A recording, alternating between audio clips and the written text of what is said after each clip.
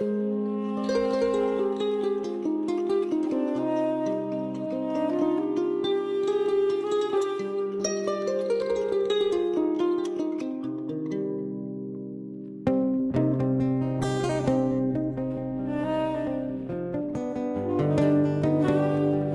féodaux arguent que c'est pour éviter que nos femmes ne nous reviennent infidèles et coquines, alors que les professionnels de la chose les plus avertis se recrutent bien souvent dans les enseignes masculines. Chaque fois qu'un sexe est charcuté sous le prétexte de la pureté, pense que c'est 3 millions de nos sœurs qui sont violentées chaque année, 150 millions de victimes condamnées par l'absurdité, la lâcheté de nos hommes et la silencieuse culpabilité de femmes déjà meurtries par le même procédé. Le même procédé.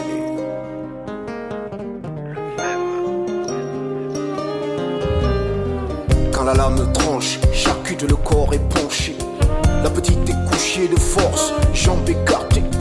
À force de crier en vain, plus le temps ni la force. Que la peur et la peine et le mal, que le sang, que les pleurs et les larmes. Le temps s'écoule, la fillette a grandi.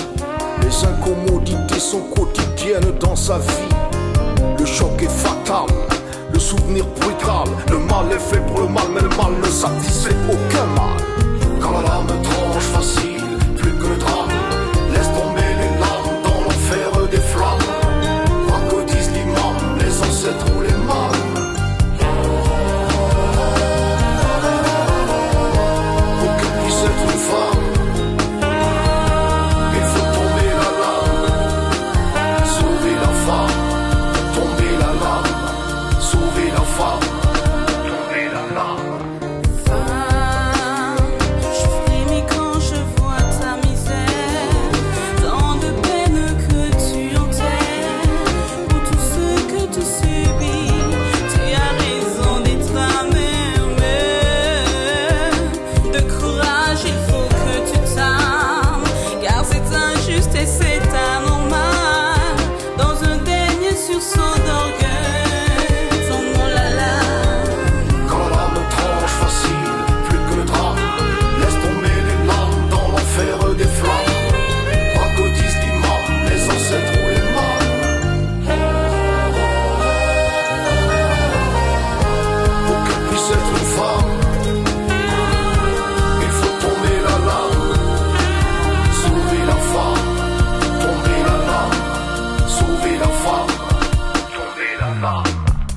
Quand la lame tranche, c'est trash, les cicatrices sont franches.